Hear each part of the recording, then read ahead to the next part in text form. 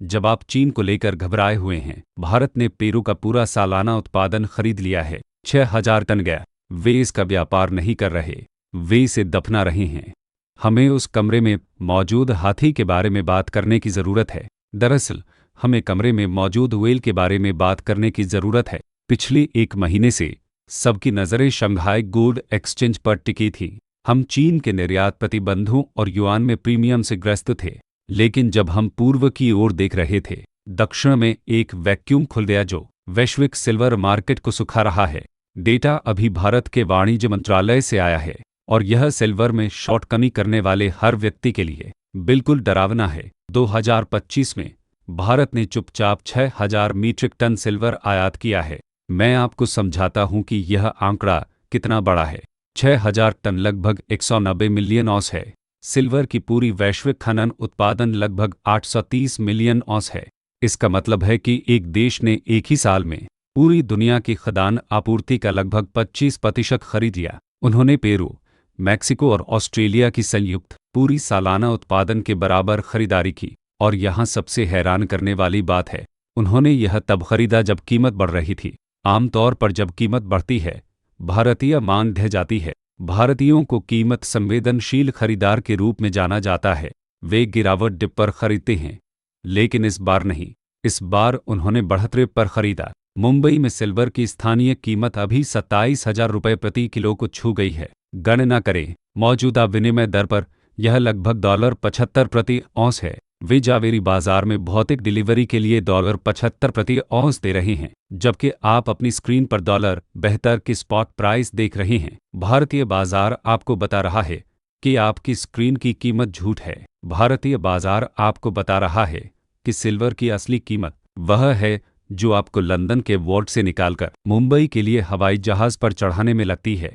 यह क्यों हो रहा है? भारत ने अचानक वैश्विक सिल्वर मार्केट को क्यों निचोड़ने का फैसला किया है? मुख्य धारा का मीडिया आपको बताएगा कि यह सिर्फ ज्वेलरी की मांग है। वे कहेंगे कि यह अच्छा विवाह सीजन है। यह आलसी विश्लेषण है। हाँ, विवाह सीजन मजबूत है। हाँ, भारतीय सिल्वर की पायल और चांदी के बर्तन पसंद करते हैं, लेकिन आप सिर्फ पायलों के लिए 6,000 टन सिल्वर नहीं खरीदते। यह एक संरचनात्मक बदलाव है। यह भारतीय अर्थव्यवस्था के औद्योगीकरण का मौद्रिक दहशत से टकराव है। हमें गुजरात में चालू हो रही नई सोलर फैक्ट्रियों को देखना होगा। हमें उत्पादन लिंक्ड प्रोत्साहन PLI योजना को देखना होगा, जो भारत सरकार ने चीन से प्रतिस्पर्धा के लिए शुरू की है। वे सोलर मॉड्यूल के लिए गीगा फैक्ट्रियां रिकॉर्ड गति से बना रहे हैं, और जैसा हमने टॉपकॉन पैनलों के साथ चर्चा की, इन फैक्ट्रियों को भारी मात्रा में सिल्वर पेस्ट की जरूरत है। लेकिन चीन के विपरीत भारत के पास अपनी स्वदेशी सिल्वर खदानें नहीं हैं। उन्हें हर एक औंस आयात करना पड़ता है। तो जब भारत में एक अरबपति उद्योगपति 10 गीगावाट की सोलर फैक्ट्री बनाने का फैसला करता है, वो सिर्फ मशीनें नहीं खरीदता, वह कच्चा माल सुरक्षित करता है। वह लंदन बुलियन मार्केट एसोसिएशन में जाता है और अपने गोदाम में रखने के लिए 1,000 टन सिल्वर बार खरीद लेता है, क्योंकि वह जानता है कि इसके बिना उसकी फैक्ट्री एक कागज का वजन है। इसे मैं इन्वेंट्री पैनिक कहता हूँ। यह सट्टेबाजी नहीं है, यह परिचालन सुरक्षा है। भारतीय उद्योगपति चतुर हैं। वे देख रहे हैं कि चीन में क्या हो रहा है। वे निर्यात प्रतिबंध देख रहे हैं, वे तंगी देख रहे हैं, और वे कमी से पहले ही भाग लगा रहे हैं। वे बाकी दुनिया के जागने से पहले ही LBA में वॉल्ट खाली कर रहे हैं। हमें रिपोर्ट मिल रही है कि लंदन के वॉल्टों में सिल्वर भंडार रिकॉर्ड शुरू होने के बाद से अपने सबसे निचले स्तर पर पहुंच गया है। वह गया कहाँ? वह भारत चला गया। यह चेन्नई और अहमदाबाद के बॉन्डेड गोदामों में पड़ा है, और यह वापस कभी नहीं आने वाला। एक बार सिल्वर भारत में प्रवेश कर जाता है तो यह एक ब्लैक होल में प्रवेश कर जाता है। यह हजारों छोटी फैक्ट्रियों में लाखों लोगों के हाथों में बिखर जाता है। यह गहने बन जाता है, यह सोलर पेस्ट बन जाता है, यह इलेक्ट्रिकल कॉन्टैक्ट्स बन जाता है। यह किसी पंजीकृत वॉल्ट में नहीं पड़ा रहता जहां आप इसे ट्रैक कर सकें। यह दृश्यमान आपूर्ति श्रृंखला से गायब हो जाता है। इसलिए मैं भारत को व्हेल कहता हूं। एक व्हेल खाती है और खाती है और कभी कुछ वापस नहीं देती। लेकिन इसमें एक और परत है, मौद्रिक परत। भारतीय रुपया अस्थिर रहा है। भारत में मुद्रास्फीति चिपकी हुई है। भारतीय बचतकर्ता जानता है कि नकदी कचरा है।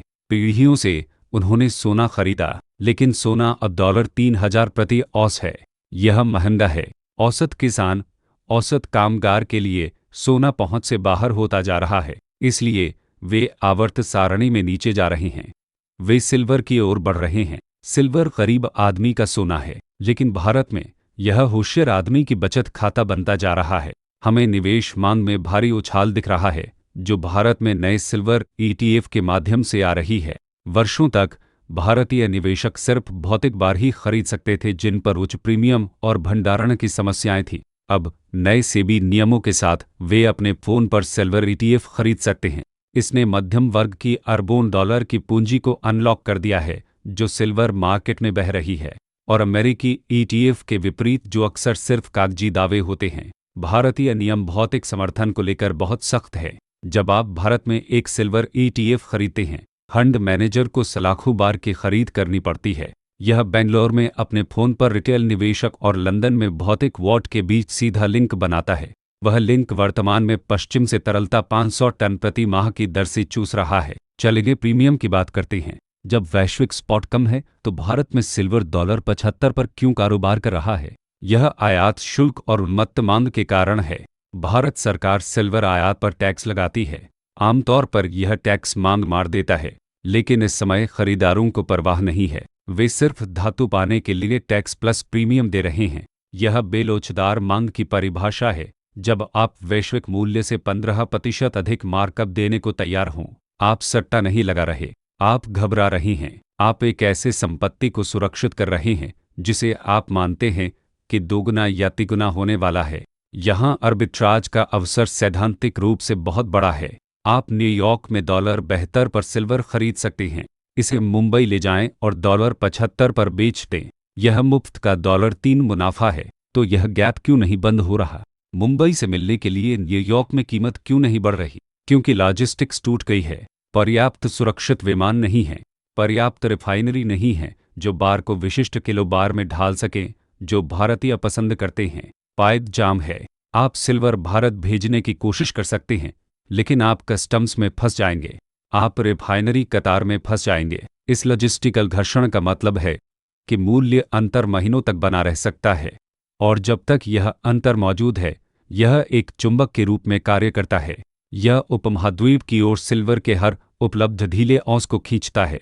हमें दुबई में कमी की रिपोर्ट मिल रही है। दुबई आमतौर पर वह हब है जो भारत को खिलाता है। सोना और चांदी स्विट्जरलैंड से दुबई और फिर भारत जाता है, लेकिन दुबई के सूख खत्म हो रहे हैं। यूएई में रिफाइनर सिर्फ भारतीय ऑर्डर पूरे करने के लिए 24 घंटे शिफ्ट में काम कर रहे हैं। वे बने नहीं रह सकते। यह संक्रमण आपूर्ति श्रृंखला में पीछे की ओर फैल रहा है। दुबई खाली है तो दुबई स्विट्जरलैंड को बुलाती है, स्विट्जरलैंड खाली है तो स्विट्जरलैंड लंदन को बुलाता है, और लंदन सूख रहा है। यह एक स्क्वीज निचोड़ का मैकेनिक्स है। यह हर जगह एक साथ नहीं होता। यह पहले परिधि पर होता है। यह उन जगहों पर होता है जहां मांग असली भौतिक मांग है, कागजी मांग नहीं। न्यूयॉर्क एक कागजी बाजार है। यह एक कैसीनो है जहां बैंक अनुबंधों का व्यापार करते हैं। मुंबई एक भौतिक बाजार है। यह एक बाजार है जहां लोग धातु का व्यापार करते हैं। भौतिक बाजार हमेशा कागजी बाजार का नेतृत्व करता है। पूंछ कुत्ते को हिला रही है। कुत्ते की पिटाई होने वाली है। मैं चाहता हूं कि आप सोचें कि क्या होगा जब 6000 टन 7000 टन बन जाएगा। गति बन रही है। जैसे जैसे कीमत बढ़ती है, भारतीय खरीदार पीछे नहीं हटा। उसे प्रमाण मिलता है। वह सोचता है, मैं सही था, कीमत बढ़ रही है, मुझे और अधिक खरीदने की जरूरत है, इससे पहले कि यह और भी ऊंची हो जाए। यह कमोडिटी में बुल मार्केट की मनोविज्ञान है। उच्च कीमतें उच्च मांग को जन्म देती हैं। यह एक सामान्य वस्तु के विपरीत है।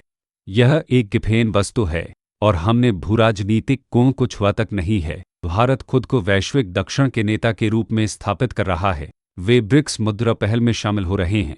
वे अपने भंडार को डॉलर से दूर विविधता दे रहे हैं। 6000 टन सिल्वर का संचय एक सामरिक चाल है। यह उन्हें उनके डिजिटल रुपये के लिए एक कठोर संपत्ति समर्थन देता है। यह उन्हें एक ऐसी दुनिया में लाभ देता है जहां फिएट मुद्राओं का अवमूल्यन हो रहा है। अगर ब्रिक्स सोने या संसाधन समर्थित मुद्रा की घोषणा करते हैं, सिल्वर उस बास्केट का हिस्सा होगा। भारत यह जानता है। वे घोषणा से पहले ही नाव लोड कर रहे हैं। आपके लिए इसका क्या मतलब है? इसका मतलब है कि कॉमिक्स पर जो इन्वेंट्री आप देखते हैं वह एक भ्रम है। आप पंजीकृत श्रेणी को देखते हैं और आप 30 मिलियन औंस देखते हैं। आप सोचते हैं, ठीक है, अभी भी कुछ सिल्वर बचा है, लेकिन आप उन 6000 टन को भूल रहे हैं जो अभी इमारत से निकले हैं। वह सिल्वर गया, यह मजबूत हाथों में है। एक भारतीय दादी जो अपने पोते की शादी के लिए एक सिल्वर बार खरीदती है, वह अगले हफ्ते इसे इसलिए नहीं बेचेगी क्योंकि फेड ने दरें 25 आधार अंक बढ़ा दी। वह इसे 30 साल तक रखेगी। वह आपूर्ति बाजार से स्थायी रूप से हट गई है। सिल्वर का वेग धीमा हो रहा है। यह पश्चिम के कमजोर हाथों से पूर्व के मजबूत हाथों में जा रहा है, और एक बार यह भारत की सीमा पार कर जाता है, वेग शून्य हो जाता है। इसे दफनाया जाता है, इसे पहना जाता है, इसे संग्रहित किया जाता है। यह वापस नहीं आता।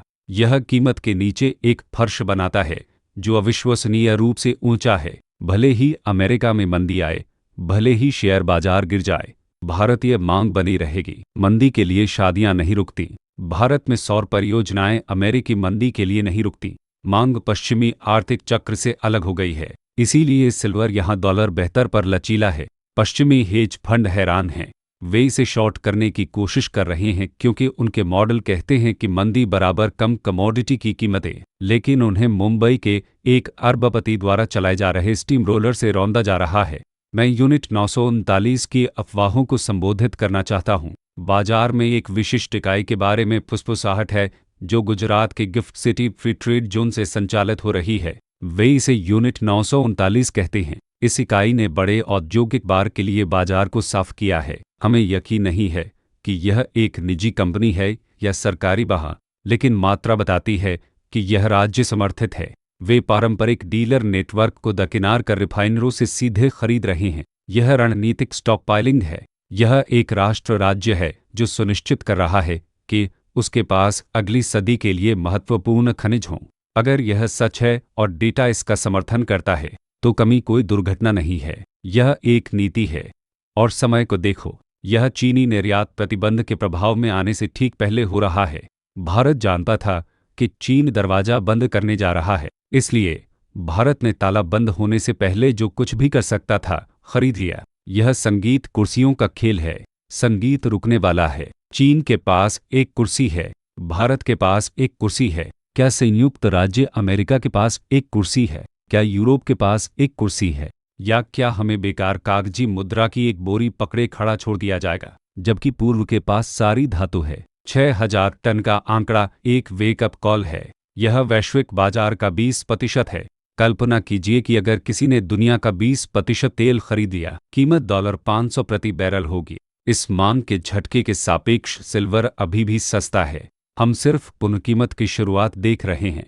भारत में $75 की कीमत सिर्फ पहला लक्ष्य है। एक बार कमी वैश्विक हो जाती है, एक बार मध्यस्थता अंतर न्यूयॉर्क को पकड़ने के लिए मजबूर करता है, हम ट्रिपल डिजिट 3 अंक देखेंगे। इसलिए जब आप न्यूयॉर्क में सुबह के ट्रेडिंग सेशन में कीमत 50 सेंट गिरती देखें, घबराएं नहीं, मुस्कुराएं। यह समझें कि यह सिर्फ एक कागजी खेल है। यह समझें कि जब एल्गोरिदम कागज बेच रहे हैं, मुंबई में एक विमान उतर रहा है जिसमें 10 टन और भौतिक भरा है। यह समझें कि धातु का प्रवाह एक तरफा है, पश्चिम से पूर्व, कागज से भौतिक, कमजोर से मजबूत। आप धन के ऐतिहासिक हस्तांतरण को देख रहे हैं। आप सिल्वर के पुनर्मूल्यांकन को एक भुला दिए गए परिसंपत्ति से एक सामरिक अनिवार्यता तक देख रहे हैं। और भारत चार्ज लीड कर रहा है। वे भेल हैं और आप व्हेल के खिलाफ दांव नहीं लगाते। प्लीज़ लाइक, सब्सक्राइब, शेयर करें और एक कमेंट छोड़ें। अगर आपको वीडियो पसंद आए तो यहाँ दिए गए किसी भी QR कोड से मुझे एक कॉफ़ी खरीदने पर विचार करें।